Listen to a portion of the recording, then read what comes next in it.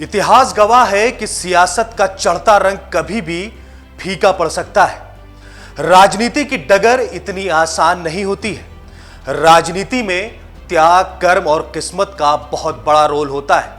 आज हम आपको इन दिग्गजों के बारे में बताएंगे जिन्होंने राजनीति के इतिहास में बड़ा नाम पैदा किया, लेकिन किस्मत के आगे हार गए।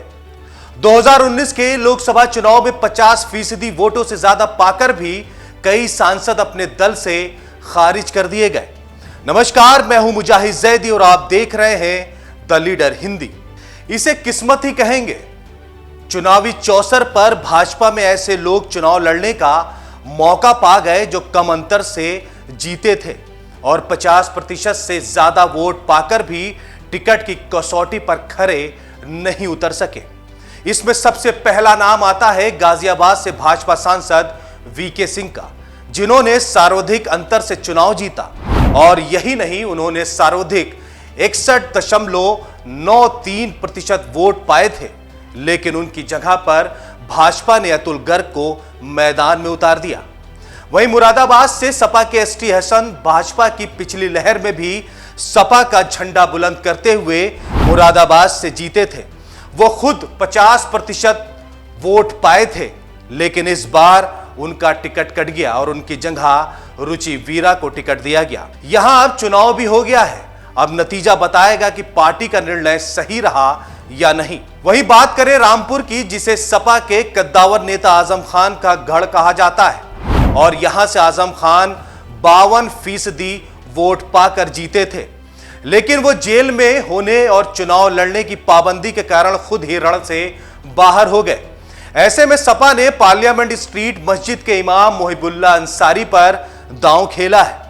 बागपत से भाजपा के सत्यपाल सिंह 50% वोट पाकर जीते थे, पर यह सीट भाजपा के सहयोगी रालाउत को दे दी और यहां से डॉक्टर राजकुमार संगवान को टिकट दिया गया है। बरेली से संतोष गंगवार कई बार से भाजपा के टिकट पर जीतते रहे।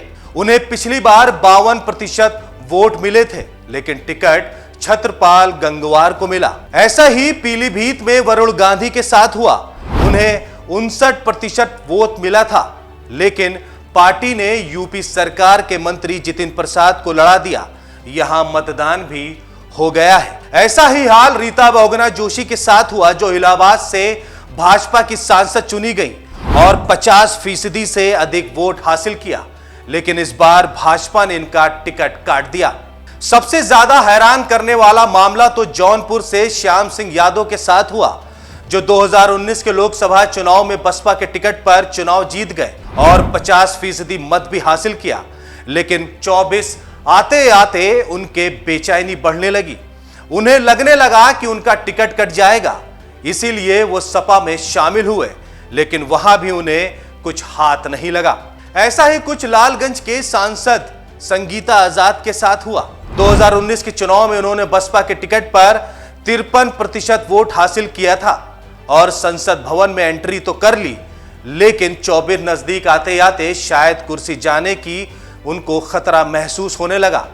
इसीलिए वो भाजपा में शामिल हो गई और मोदी जी की खूब तारीफ भी की, लेकिन उनकी ये मेहनत किसी काम नहीं आई। भाजपा ने इनकी जगह दूसरे उम्मीदवार पर भरोसा जताया है। बहरहाल सपा, भाजपा या फिर बसपा ने तमाम वजहों से 2019 में बम्पर वोट पाकर जीतने वाले प्रत्याशियों के बजाय नए प्रत्याशियों पर दांव लगाना बेहतर समझा, लेकिन राजनीतिक पार्टियों का यह दांव कितना सफल हो पाएगा, यह तो आने वाला समय ही बताएगा। अगर हमारी यह वीडियो आपको पसंद आई हो तो हमारे चैनल को सब्सक्राइब करें, लाइक करें, शेयर करें। धन्यवाद।